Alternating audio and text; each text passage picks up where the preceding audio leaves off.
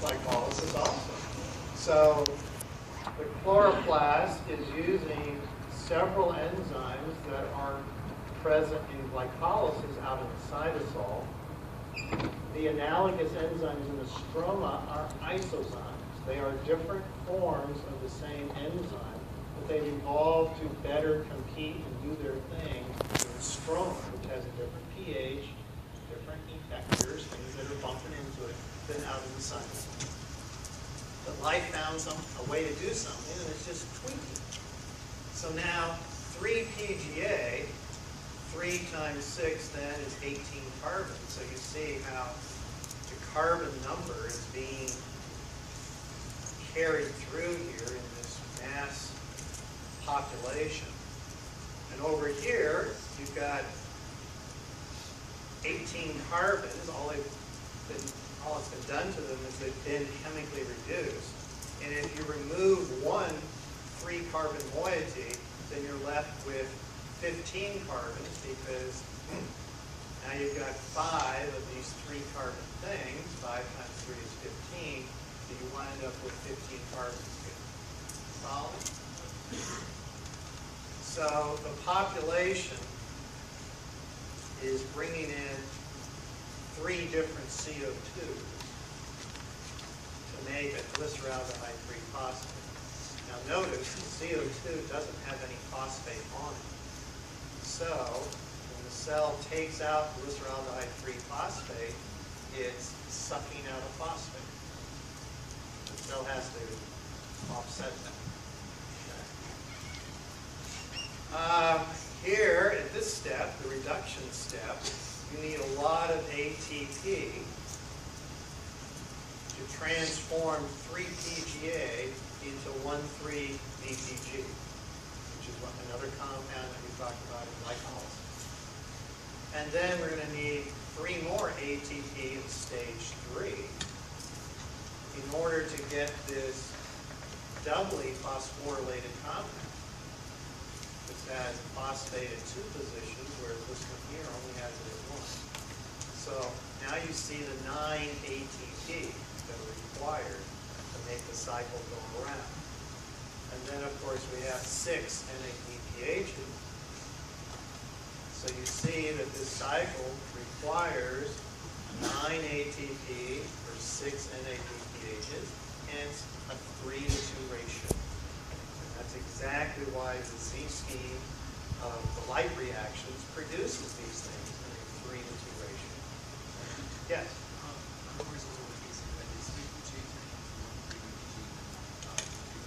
Yes, we're going to get to that in a further slide. When I'm thinking of glycolysis, those enzymes are all present in the stroma except for the mutase that changes 3-PGA to 2-PGA. That one's not there. But we'll see this in just a minute. So we're going to pick apart different items. Okay? You see the overall stoichiometry, though, the game that's being played? It takes a huge amount of energy. Where's the energy originating? From the sun. All that energy in photons is constantly driving photosystems 1 and 2. One of them to make NADPH and the other to make ATP. So it's like cheating. You always have enough ATP and NADPH. Now here, we're okay with here. We're going to look closer at this enzyme, the visco. So we still, like most things in biochemistry, we don't know everything about this enzyme. It's been purified, and what you're looking at here is the X-ray data from this enzyme from the plant. It's a huge enzyme. So it has 8 large subunits, that's the nomenclature, L, and 8 smaller subunits. And so over here, you're looking at a top view. So when you look down at this quaternary structure, the S subunits are these guys right here at the top. And the L's are the blue and the green, which can better be seen over here on the side. This is an L subunit, a large subunit. So it's very elongated. green guy here is very long, and it's actually making contact to another long L subunit. So there's 8 of these going around, and this is the smaller subunit. The other thing to point out in this X-ray data is these little ball and stick things right here and right here. This is where the transition state analog binds. What is a transition state analog? How would you define that? I'm trying to recall this one or two. It's a man-made compound that looks like the transition state, but it acts as an inhibitor because the enzyme binds it incredibly tightly, but can't do anything to it. So if you have X-ray data of crystals that have a transition state analog, and I'm not going to tell you the name, it's a complicated name, but this tells you exactly where the active sites are. So on this long green one here, the active site where the catalysis is occurring is right here, and here the active site on the blue one is right here. And the same would be true for the other blue and greens. The orange and yellow S's do not have a catalytic site. We frankly don't know what the S subunits do. Probably it has something to do with regulation. It's a highly regulated enzyme. So you got this huge protein here, about 500,000 molecular weight, and it goes very slowly. I would say an average enzyme's turnover number, in other words, how many S's it can convert to P's, is about 30,000 per minute. This thing's only 180.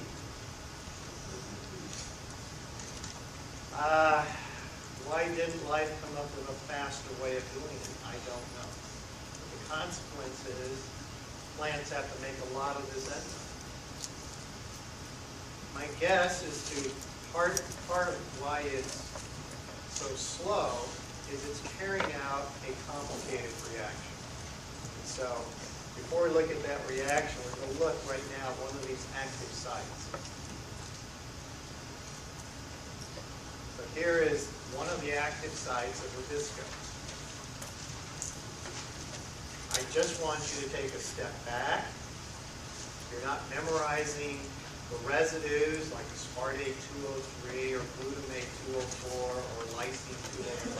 That's not the point. I would like you to see who the players are at this active site. So here is the CO2 that is going to be fixed. That is going to become part of a larger carbohydrate molecule. So that's one of the substrates. Here is the other substrate we talked about. But here is something different. This is another CO2 molecule. Who would have guessed? But it is covalently bound to the side chain nitrogen of lysine.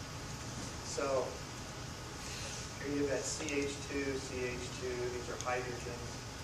And now you've got this nitrogen forming a covalent bond to a different CO2. So this CO2 is critical. If that CO2 is not attacked by the lysine, what happens then is down here, here is this amino group of lysine, R being the rest of the protein. It will attack the CO2 because if it's in its base form, it will attack as a nucleophile, the partial positive charge on that carbon, and create what biochemists call a carbonate, which has a negative charge. So it's this negative charge in resonance over these two oxygens that's going to form a complex of this green thing here. This green thing here is a metal, magnesium. So this reaction of this lysine with CO2 is a non-enzymatic reaction. It's just that lysine can attack CO2. But without that CO2 bound here, this magnesium won't be bound. So this is like a sensing device. It says, hey, Rubisco, you're not going to be active and metabolize more CO2 coming in, that is this CO2 over here, unless there's enough CO2 to form a coenzyme. So I would like you to know that Rubisco requires both a coenzyme, CO2, and a cofactor. Cofactors are designated for metal ions, and this would be magnesium. Not zinc, not iron, not some other metal. It has to be a magnesium ion. If it has those, then it can carry out this reaction. Now the other substrate is a water. So water is going to come in during this mechanism. So we're just taking a step back and we're saying this enzyme does not function unless CO2 and magnesium are there. Cool? Yeah. We're going to, I'm not sure if we see it in the next slide, but it's going to do two things. It coordinates, notice right here, it's bringing together the CO2 with this portion of the ribulose 1,5-bisphosphate. So it's helping to orient residues together. But it's also, as we've said many times in the course, metals often act as an electron sink. It's pulling electrons towards it. That's going to help carry out the catalysis.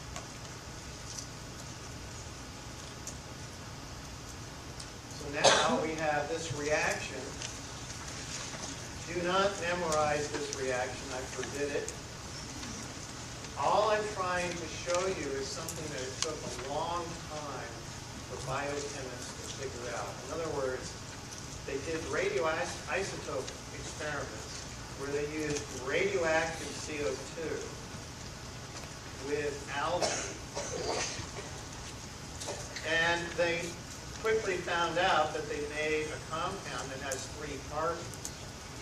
So the assumption for many years is that if you bring in 1 carbon, there's probably a 2-carbon acceptor, and that's how you make 3. 2 plus 1 is 3. Life doesn't play that game.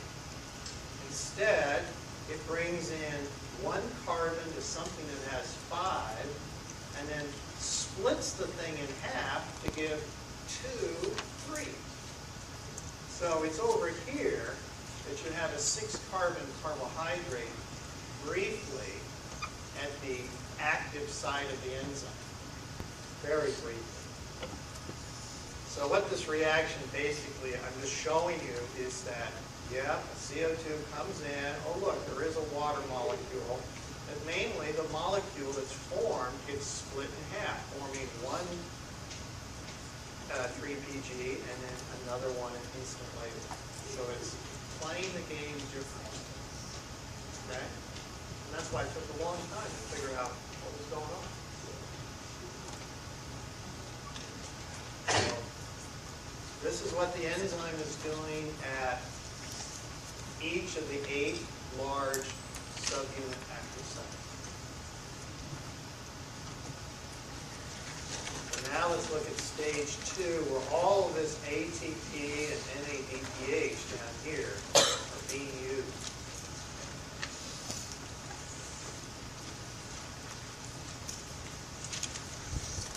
We're just taking a step back so we don't give our brain a cramp. And we're calmly looking at it and go, I've seen this before. This is glycolysis here. This is 3-PGA being phosphorylated to form 1,3-BPG. But now this is different. Glyceraldehyde 3-phosphate dehydrogenase, G3PDH, is using NADPH instead of in glycolysis. What does it use? NADH. So this enzyme, this isozyme, is reducing this then to glyceraldehyde 3-phosphate. And so this isozyme here is using NADPH. I would like you to know that. But notice that these reactions here are going one way. Whereas this reaction here it could go either way in glycolysis. It's going one way because there's so much ATP and NADPH. It's driving the reaction in these directions. And now, the glyceraldehyde 3-phosphate, our friend TPI, that's that catalytically perfect enzyme in glycolysis, easily changes it to DAP. And now the other thing to see is that DAP can then exit the chloroplast. So this guy here is a transporter. It only allows DAP to come out if an inorganic phosphate comes in. So that accomplishes several things. One, it maintains the charge across the membrane. Because if you were moving something with a minus 1.5 or 2 charge on that phosphate across the membrane, you would create a potential difference across that. But the incoming inorganic phosphate cancels that. The other thing is if you're going to move DAP out, which has that phosphate on it, you're going to, within an instant, not have enough phosphate to make ATP at the like reaction. So the inorganic phosphate comes in and says, oh, take me. Cool. So I would like to know what this transport protein is doing. It's allowing the sugar part to come out with a phosphate on it. And that phosphate still acts as a handle where it can be used out here in glycolysis or it can be made to these other things. But it's also the transporters bringing phosphate in. Yes?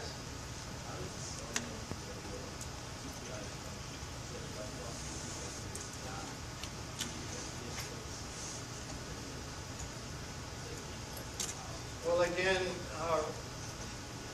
right. So TPI, as far as we know, doesn't know what to do. It just statistically, who's it going to run into the most? And so it's going to statistically run into this glyceraldehyde 3-phosphate because it's always being produced, and because this guy allows DAP to leave, you're just drawing equilibrium out. Now, I'm sure it's more elegant than that inside the chloroplast, but I can't say. We don't know.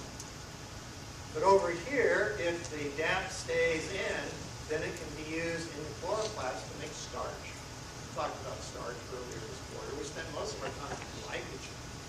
But this is this polymer that you can safely store glucose in. The plant has many options. Okay. And so this brings us then to stage 3, which is, hey, we have to regenerate the acceptor molecule, ribulose 1,5-bisphosphate. How is that done? Whoa, Dr. Hill, this is brutal. I'm not asking you to know any of these enzymes. Well, that's not quite true. I want you to see the familiarity. We're not memorizing the reactions. This is just a shell game that we have with the pentose phosphate pathway, correct? So let's break this down from a distance. Here is a ribulose 1,5-bisphosphate. That's the thing that the cell's trying to make. Here's another one. So it turns out there's 2 ways then, 2 areas that this ribulose 1,5-bisphosphate can be made. Up here, aldolase, where have we seen that before? Glycolysis. And so aldolase functions twice in this reshuffling. Again, it's the isozyme version of aldolase. It's not the very same sequence, but it performs the same function. Here, it's able to move these carbon fragments around. And it's also getting help with transketolase. Where have we seen that before? Pentose phosphate pathway, and this transketolase requires thiamine pyrophosphate, just like the other ones did, TPP. And hey, it's down here also doing this. So these guys are moving these fragments around. there's some other enzymes. Here, fructose 1,6-bisphosphatase, where have we seen that enzyme before? Gluconeogenesis, towards the end when you're trying to build glucose. Here, the chloroplast version is making this a one-way reaction. It's cutting off a phosphate using water. And down here, this enzyme is unique to the chloroplast. We haven't seen this one before. Don't worry about its name. The point is, I just wanted to show you that two phosphates get removed.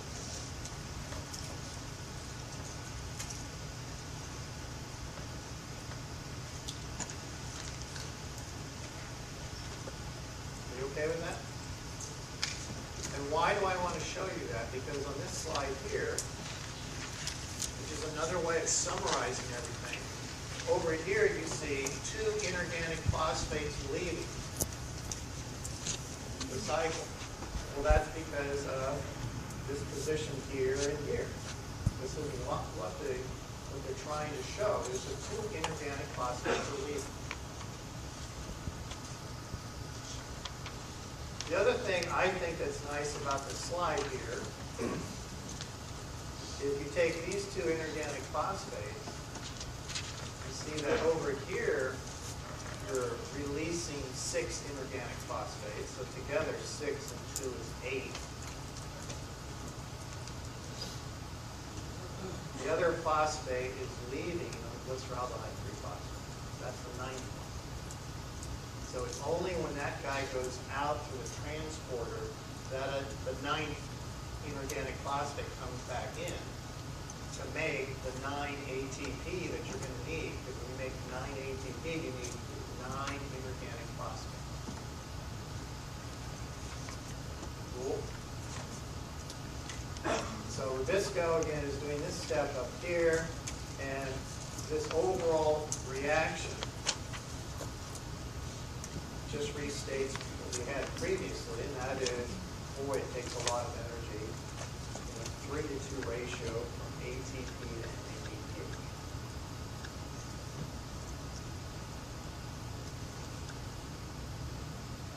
So when we take a step back, all of this that's happening in the stroma, most of the enzymes you've seen already. Okay? So that's why it's good to have it at the end of